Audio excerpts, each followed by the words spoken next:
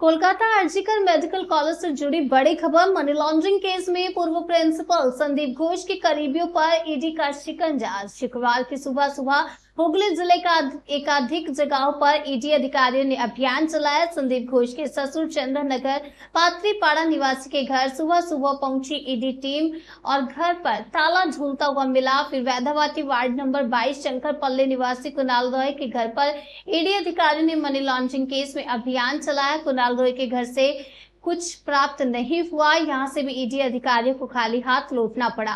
वहीं स्थानीयों का कहना है कि कुणाल रॉय प्राइवेट सेक्टर में नौकरी करते हैं। उन्हें काम पर आते जाते हम देखते हैं, इससे ज्यादा हम उनके बारे में कुछ नहीं जानते। মানে কি দেখলেন সকালে? মেসে দেখলাম দুটো গাড়ি দাঁড়িয়ে আছে, শুনলাম যে ভেতরে ইডি রেডে গেছে। সেই আগে সে তার ভাই একটা ডেকোরেটের কাজ করতো, তার বাড়িতেই গেছে শুনলাম। মানে সকালবেলা এসে সকালবেলা এসে আমি দেখলাম এই ব্যাপার গেছে। কটা গাড়ি এসে দেখছিলেন?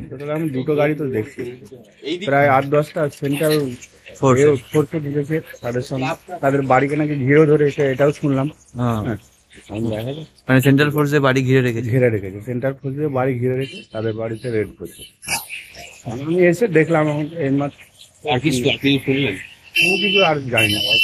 মানে ওনাকে চিনতেন যার বাড়িতে এসছে? হ্যাঁ, তাদেরকে জানি, কিন্তু কি করে সেটা জানতাম। অফিসে যেত কাজে, সেটা দেখতাম এখান দিয়ে যেত। কোন অফিসে যায় জানেন না? সেটা কি নাম?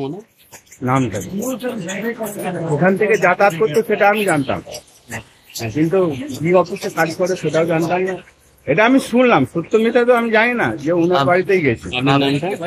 বাড়ি এসছে যাবারই। আপনার নাম? আমার নাম দাদা, আমি কিছু জানি না, বলে লাভ নেই। একটা রেটের জন্য এসেছিল। এটা কি সন্দীপ ঘোষের শ্বশুর বাড়ি? হ্যাঁ, এটাই সন্দীপ ঘোষের শ্বশুর বাড়ি। ওনারা এখানে থাকেন? না, ওখানে থাকে। কি দেখলেন সকালবেলা? সকালবেলা যেটুকু দেখলাম, ওই 6:30-7টা নাগাদ ওই এখানে পুলিশ এসেছিল, সিবিআই লোকটোক এসেছিল, ভিড়। এবার তো সামনে গিয়ে কিছু আমরা বলতে পারবো না, ওইটুকুই দেখলাম। তারপর ওরা দেখে চলে আসলো, এইটুকুই দেখে।